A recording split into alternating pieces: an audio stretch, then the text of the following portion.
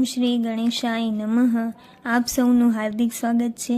આજે આપણે જાણીશું પવિત્ર એવ્રત જેવ્રત વ્રતની કથા, તેનું મહત્ત્વ અને આ વ્રત કરવાથી મળતા શુભ ફળ. તો ચાલો આપણે કથાની શરૂઆત કરીએ. એવ્રત જેવ્રત વ્રત કથા. વ્રતની વિધિ. આ વ્રત અષાઢ વદ તેરસથી શરૂ કરી અમાસ સુધી કરવાનું હોય છે. આ વ્રત કરનાર સ્ત્રીએ સવારે વહેલા ઉઠી નાહી ધોઈને મંદિરે જઈ માતાજીની પૂજા કરવી, ત્યારબાદ ફળહાર કરવો, રાત્રે જાગરણ કરી માતાજીની પ્રાર્થના ભજન કીર્તન કરવા. આમ 5 વર્ષ સુધી વ્રત કર્યા પછી તેને ઉજવવું. એ માટે 5 કે 7 બ્રાહ્મણોને જમાડી યથાશક્તિ દાન આપવું. આ વ્રત કરવાથી પતિનું આયુષ્ય વધે છે, સુખ સમૃદ્ધિમાં વધારો થાય છે. કોઈ એક ગામમાં બ્રાહ્મણ અને બ્રાહ્મણી રહેતા હતા. બ્રાહ્મણ જ્ઞાની તથા સંતોષી હતો. જે કાંઈ મળે તેમાં સંતોષ માનતો હતો. તેમને કોઈ સંતાન નહોતું, આથી બ્રાહ્મણીને અજંપો રહેતો. છેવટે બ્રાહ્મણ સંતાન પ્રાપ્તિ માટે જંગલમાં ભગવાન શંકરનું તપ કરવા ગયો.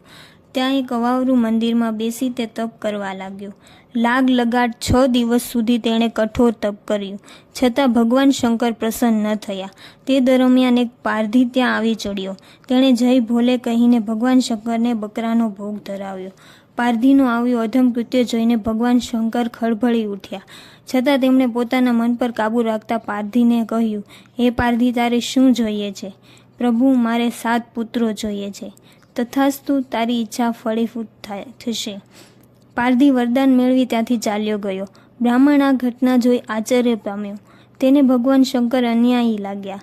તે મનમાં વિચારવા લાગ્યો કે હું 6 દિવસથી મોંમાં અંજળ નાખ્યા વગર અઘોર તપ કરું છું, છતાં ભગવાન મારા પર પ્રસન્ન થતા નથી. જ્યારે પારધી બકરાની હત્યા કરી પાપ આચરે છે, છતાં તેને ભગવાન દર્શન આપે છે અને મોં માગ્યું વરદાન આપે છે. વાહ પ્રભુ, તારી લીલા વિચિત્ર છે. હવે તો તારા શિવલિંગ પર માથું પટકીને મરું તો જ તારી આંખો ઉઘડશે. એમ વિચારી તે માથું પટકવા જાય છે, ત્યાં ભગવાન શંકર પ્રગટ થઈને બોલ્યા, હે બ્રાહ્મણ, મારા સ્થાનકે આવીને તું આપઘાત શા માટે કરે છે? બ્રાહ્મણે 2 હાથ જોડી કહ્યું, હે ભોળાનાથ, આપ તો દીનાનાથ છો. હું તમારી રોજ સેવા પૂજા કરું છું. અત્યારે પણ આપની સમક્ષ અંજળનો ત્યાગ કરી તપ કરું છું, છતાં તમે મારા પર પ્રસન્ન ના થયા અને પેલા પારધીને ઘડીના 6ઠા ભાગમાં 7 દીકરા આપી દીધા અને મને એક પણ નહીં. ભગવાન શંકરે તેને શાંત પાડતા કહ્યું, તો આટલો બધો આકરો કેમ થાય છે?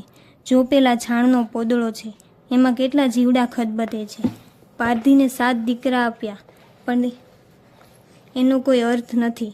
હું તને એક દીકરો આપીશ, પણ તે 32 લક્ષણો હશે. તેને તું સારી રીતે ભણાવી ગણાવી મોટો પંડિત બનાવજે. જ્યાં સુધી તે વિદ્યા અભ્યાસ ન કરી રહે ત્યાં સુધી તું તેને પરણાવતો નહીં. બ્રાહ્મણ તો આ સાંભળીને ખુશ થઈ ગયો. તે પ્રભુને નમસ્કાર કરી પોતાને ઘેર આવી પહોંચ્યો. આ વાતને થોડા દિવસ થયા હશે ત્યાં તો બ્રાહ્મણીને ગર્ભ રહ્યો અને પૂરા 9 માસે તેને રાજાના કુંવર જેવો પુત્ર અવતર્યો. બ્રાહ્મણ બ્રાહ્મણીના આનંદનો પાર ન રહ્યો. દિવસો પછી મહિના, પછી વર્ષ, એમ સમય ઝડપથી પસાર થવા લાગ્યો. છોકરો મોટો થવા લાગ્યો. તેને પાઠશાળાએ ભણવા મૂક્યો. તે 12-13 વર્ષનો થયો ત્યાં તો તેના માટે છોકરીના માગા આવવા લાગ્યા. આ જોઈ બ્રાહ્મણ બ્રાહ્મણી હરખાઈ ઉઠ્યા અને એમાંથી એક સારી છોકરી જોઈ પોતાનો છોકરો પરણાવી દીધો. છોકરાને પરણાવીને જાન પાછી ફરતી હતી ત્યાં અષાઢ માસની અંધારી રાતે અચાનક વરસાદ તૂટી પડ્યો. વરસાદના પાણીમાં બળદગાડા અટવાઈ પડ્યા. આથી જાનના માણસો ગાડામાંથી નીચે ઉતરી ચાલવા માંડ્યા. છોકરો પણ જાનૈયાઓ સાથે ચાલતો હતો. નવી વહુ પણ તેમાં સામેલ હતી.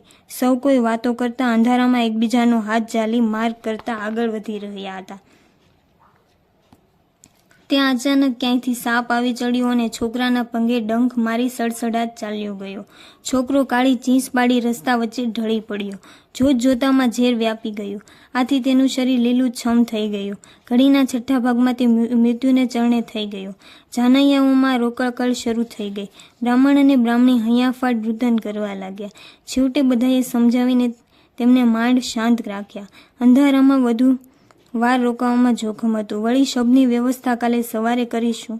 અત્યારે તો આપણે અહીંથી ચાલ્યા જઈએ. એમ સમજાવી બ્રાહ્મણ બ્રાહ્મણીએ લઈને ત્યાંથી બધા ચાલ્યા ગયા. પણ વહુ શબ પાસે બેસી રહી. બધાએ તેને પોતાની સાથે આવવાની ઘણી વિનંતી કરી, પણ તે એકની બે ન થઈ. તે પોતાના પતિના શબને વાઘ સિંહ ફાડી ન ખાય તે માટે કોઈ સુરક્ષિત સ્થાનનો વિચાર કરતી હતી. ત્યાં જ બેસી રહી. જાનૈયાઓ તથા બ્રાહ્મણી તેને એકલા મૂકીને ત્યાંથી ચાલી નીકળ્યા. થોડી વારે વહુ પોતાના પતિના શબને ખંભે ઉપાડી થોડે દૂર આવેલા મંદિરમાં પહોંચી. એ મંદિર મા એવ્રત જેવ્રતનું હતું. તેણે અંદર જઈ માના ચરણમાં પતિનું શબ મૂકી બારણા વાસી દીધા. મધરાત થતાં મા એવ્રત મંદિરમાં આવ્યા અને પોતાના મંદિરના દ્વાર બંધ જોઈ ગુસ્સે થઈ બોલ્યા, મારા મંદિરના દ્વાર કોણે બંધ કર્યા? જે હોય તે જલ્દી બારણા ખોલે, નહીતર હું શાપ આપીશ.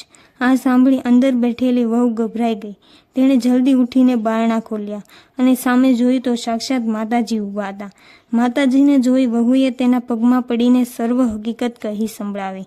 માતાજીને તેના પર દયા આવી અને કહ્યું, જો તું મારું. વહુએ આ પાડી સંમતિ આપી.